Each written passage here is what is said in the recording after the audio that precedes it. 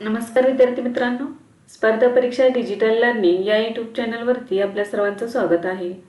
विद्यार्थी मित्रांनो, आज आहे 27 जुलै 2024. तर आपल्या डेली करंट अफेअर्सच्या सिरीजमधील काही महत्त्वाचे चालू घडामोडीचे घटक आज आपण अभ्यासूया. चला तर मग आजच्या व्हिडिओला सुरुवात करूया. फर्स्ट क्वेश्चन आहे, नीता अंबानी यांची आंतरराष्ट्रीय ऑलिम्पिक समितीचे सदस्य म्हणून कितव्यांदा निवड झाली आहे? तर याचे योग्य उत्तर आहे दुसऱ्यांदा. तर जुलै 2024 मध्ये पॅरिसमध्ये सुरू असलेल्या 142व्या IOC अधिवेशनात नीता अंबानी यांची एकमताने पुन्हा निवड झालेली आहे. तर बघा कधी निवड करण्यात आलेली आहे, तर पॅरिसमध्ये झालेल्या आंतरराष्ट्रीय ऑलिम्पिक समितीच्या 142व्या सत्रादरम्यान किंवा अधिवेशनादरम्यान जुलै 2024 मध्ये. तर पहिल्यांदा कधी निवड झाली होती, तर 2016 मध्ये रिओ दी जानेरो ऑलिम्पिक खेळांमध्ये सामील होण्यासाठी नीता अंबानी यांची पहिल्यांदा नियुक्ती करण्यात आलेली होती. तर पहिल्यांदा 2016 मध्ये आणि आता दुसऱ्यांदा जुलै 2024 मध्ये नीता अंबानी यांची आंतरराष्ट्रीय ऑलिम्पिक समितीचे सदस्य म्हणून निवड झालेली आहे. तर IOC मध्ये सामील होणाऱ्या त्या भारताच्या पहिल्या महिला आहेत. तसेच त्या रिलायन्स फाउंडेशनच्या संस्थापक आणि अध्यक्ष आहेत. रिलायन्स फाउंडेशन संपूर्ण भारतात विशेषतः दुर्गम ठिकाणी विविध खेळांना प्रोत्साहन देण्यावर लक्ष केंद्रित करते. तर बघा नीता अंबानी यांची आंतरराष्ट्रीय ऑलिम्पिक समितीचे सदस्य म्हणून दुसऱ्यांदा निवड झालेली आहे. नेक्स्ट आहे, देशातील पहिले हळद संशोधन केंद्र कोणत्या राज्यात सुरू होणार आहे? तर महाराष्ट्र या राज्यामध्ये सुरू होणार आहे. महाराष्ट्रातील हिंगोली जिल्ह्यातील वसमत येथे एकीकृत हळद संशोधन आणि प्रशिक्षण केंद्र तयार होत आहे. हे देशातील पहिले हळद संशोधन केंद्र असणार आहे. तर या केंद्रासाठी 800 कोटी रुपयांचा निधी मंजूर करण्यात आलेला आहे.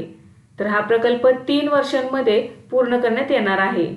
तर बघा देशातील पहिला हळद संशोधन केंद्र हा महाराष्ट्रातील हिंगोली जिल्ह्यातील वसमत या ठिकाणी सुरू होत आहे आणि यासाठी केंद्राने 800 कोटी रुपयांचा निधी मंजूर केलेला आहे आणि हा प्रकल्प पुढील 3 वर्षांमध्ये सुरू करण्यात येणार आहे. नेक्स्ट आहे, राष्ट्रीय हिंदी सेवा पुरस्कार 2022 ने कोणाला सन्मानित करण्यात येणार आहे? तर डॉक्टर दामोदर खडसे यांना सन्मानित करण्यात येणार आहे.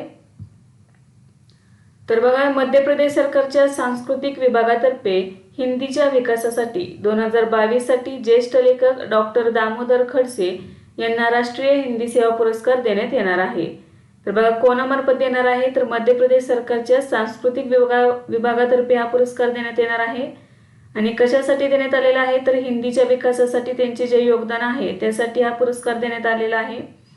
आणि हा पुरस्कार कधीचा आहे? तर 2022 या वर्षासाठीचा आहे, राष्ट्रीय हिंदी सेवा पुरस्कार 2022. तर ज्येष्ठ लेखक महाराष्ट्रातील आहेत हे ज्येष्ठ लेखक डॉक्टर दामोदर खडसे. तर यांना 2022 साठी राष्ट्रीय हिंदी सेवा पुरस्कार जाहीर झालेला आहे. तर त्यांनी 50हून अधिक पुस्तके लिहिली आहेत. त्यांनी अनेक पुस्तके मराठीतून हिंदीत अनुवादित केली आहेत. तर बघा 14 सप्टेंबर रोजी भोपाळ येथे पुरस्कार प्रदान करण्यात येणार आहे. तर त्यांना पुरस्कार कधी देण्यात येणार आहे? तर 14 सप्टेंबर रोजी भोपाळ येथे एका कार्यक्रमामध्ये हा पुरस्कार देण्यात येणार आहे. या पुरस्काराचे स्वरूप 5 लाख रुपये आणि सन्मानपत्र असे आहे. तर बघा याआधीही त्यांना अनुवादन या प्रकारामध्ये साहित्य अकादमीचा पुरस्कार मिळालेला आहे.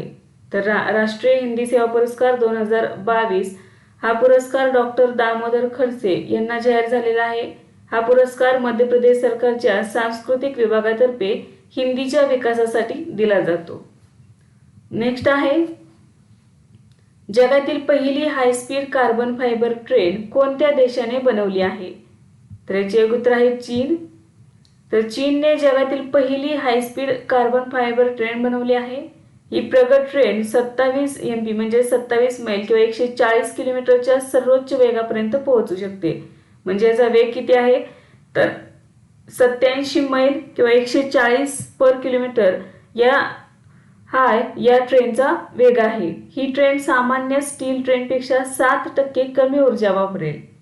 तर बघा जे आपल्या रेग्युलर ट्रेन आहेत त्यापेक्षा ही ट्रेन 7% कमी ऊर्जा वापरेल. या ट्रेनमुळे कमी ध्वनी प्रदूषण होईल. तर बघा जगातील पहिली हायस्पीड कार्बन फायबर ट्रेन चीन या देशाने बनवली आहे. नेक्स्ट आहे अर्थमंत्री निर्मला सीतारामन यांनी सलग कितव्यांदा केंद्रीय अर्थसंकल्प सादर केला आहे? तर सलग 7व्यांदा केंद्रीय अर्थसंकल्प सादर केलेला आहे. तर 23 जुलै 2024 रोजी अर्थमंत्री निर्मला सीतारामन यांनी त्यांच्या कार्यकाळातील सलग 7वा अर्थसंकल्प सादर केला आहे. तर बघा, सलग 7वा अर्थसंकल्प सादर करणाऱ्या त्या पहिल्या महिला अर्थमंत्री आहेत. गतवर्षीप्रमाणे हाही अर्थसंकल्प पेपरलेस बजेट आहे. तर मोदी सरकारच्या 3ऱ्या टर्मचा हा पहिला अर्थसंकल्प आहे. तर 2024-25 साठी देशाचा अर्थसंकल्प किंवा बजेट किती आहे बघा, तर 48.21 लाख कोटी रुपये एवढे बजेट आहे. तर मोदी सरकार 2024 मध्ये 3ऱ्यांदा निवडून आलेला आहे. तर या 3ऱ्या टर्मचा हा पहिला अर्थसंकल्प आहे. तसेच हा अर्थसंकल्प पेपरलेस आहे. तर बघा, 23 जुलै 2024 रोजी अर्थमंत्री निर्मला सीतारामन यांनी त्यांच्या कार्यकाळातील सलग 7वा अर्थसंकल्प सादर केला आहे. नेक्स्ट आहे बिहार विधानसभेने पेपर लीक विरोधी विधेयक मंजूर केले. त्यात आरोपींना जास्तीत जास्त किती शिक्षेची तरतूद आहे? तर यामध्ये 10 वर्षांची शिक्षेची तरतूद आहे. तर बघा, जुलै 2024 मध्ये बिहार विधानसभेने पेपर लीक विरोधी विधेयक मंजूर केले आहे. तर बघा, कधी मंजूर केले आहे? तर जुलै 2024 मध्ये. राज्याचे संसदीय कामकाज मंत्री विजय कुमार चौधरी यांनी हे विधेयक मांडलेले होते. या विधेयकानुसार आता पेपरफुटी हा गंभीर गुन्हा मानला जाणार आहे. तर बघा, बिहार राज्यामध्ये आता पेपरफुटी हा गंभीर गुन्हा मानला जाणार आहे. पेपरफुटी प्रकरणातील आरोपींवर आजामीनपात्र कलम लावण्यात येणार आहे.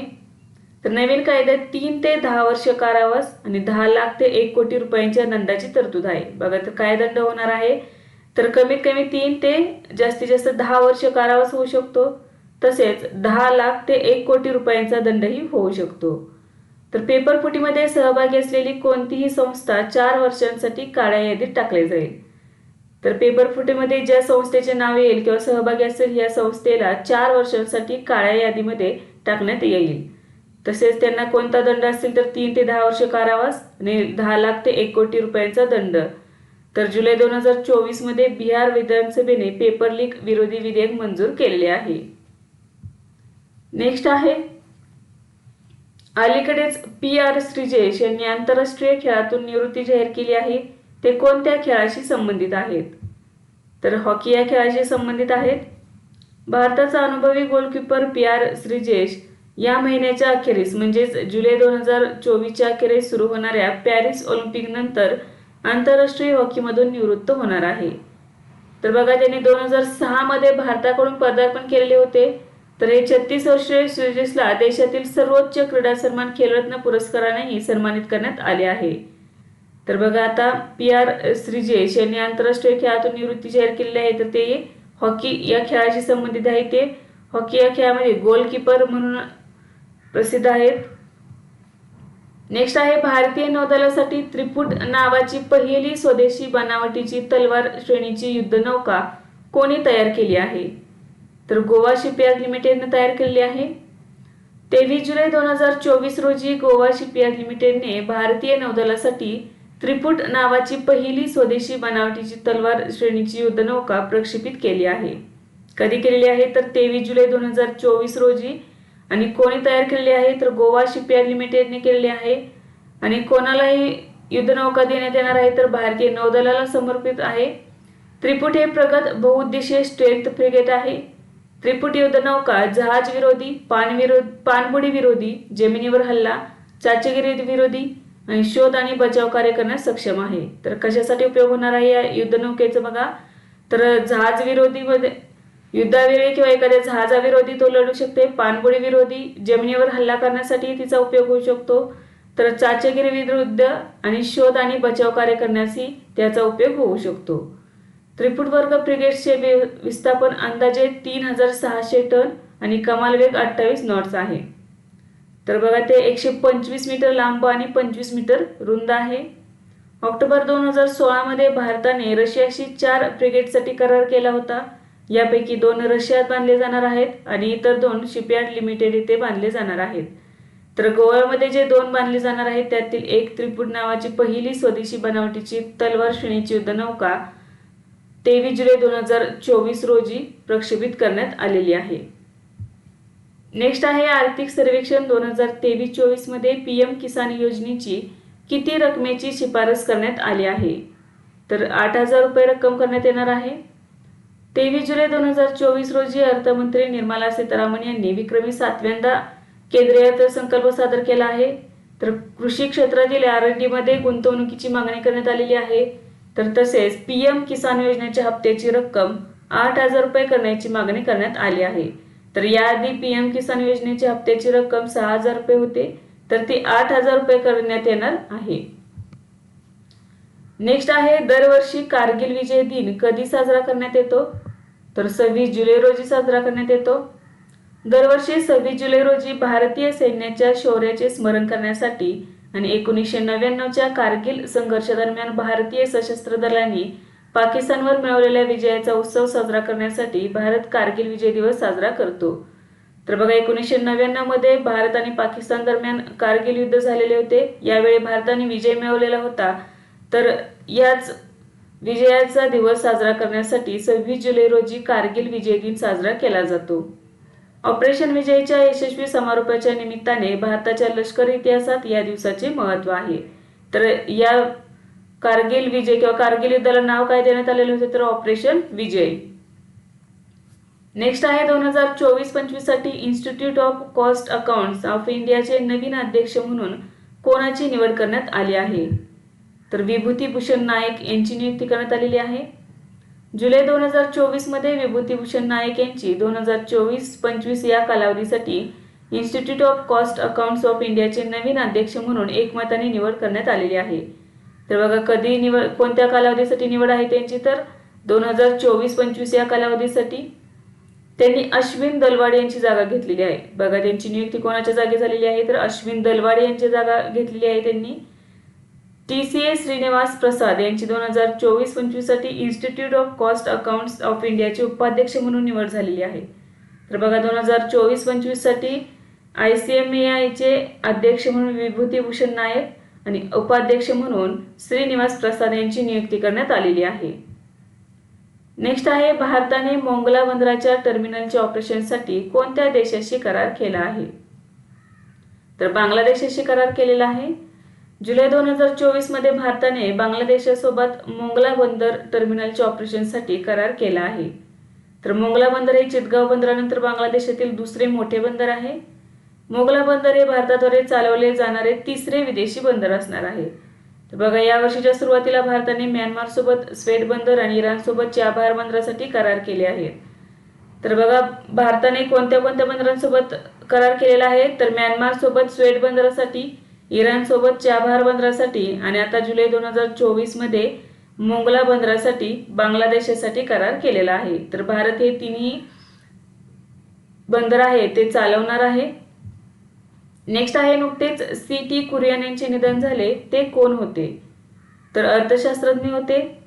23 जुलै 2024 रोजी CT कुरियन यांचे वयाच्या 93व्या वर्षी आजारामुळे निधन झाले. तर बघा कधी झालेले आहे? तर 23 जुलै 2024 रोजी झालेले आहे.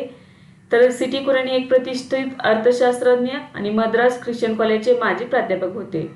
तर कोण होते CT कुरियन? तर प्रतिष्ठित अर्थशास्त्रज्ञ होते. तसेच ते मद्रास ख्रिश्चन कॉलेजचे माजी प्राध्यापकही होते.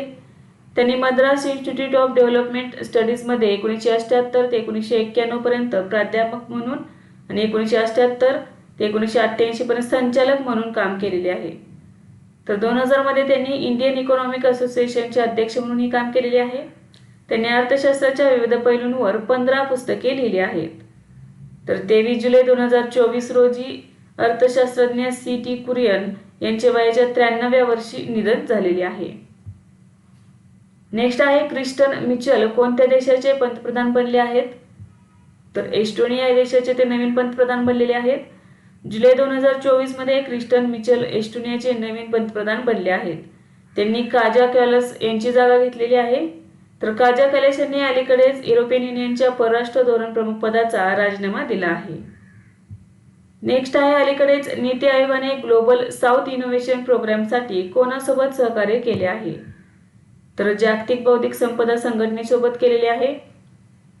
जुलै 2024 मध्ये नीती आयोग आणि जागतिक बौद्धिक संपदा संघटना यांनी ग्लोबल साऊथ इनोव्हेशन प्रोग्राम अंतर्गत एक करार केला आहे. या कार्यक्रमांतर्गत ग्लोबल साऊथच्या देशांसाठी नाविन्य, उद्योजकता आणि बौद्धिक संपदा या दिशेने संयुक्त कार्यक्रम चालवले जातील.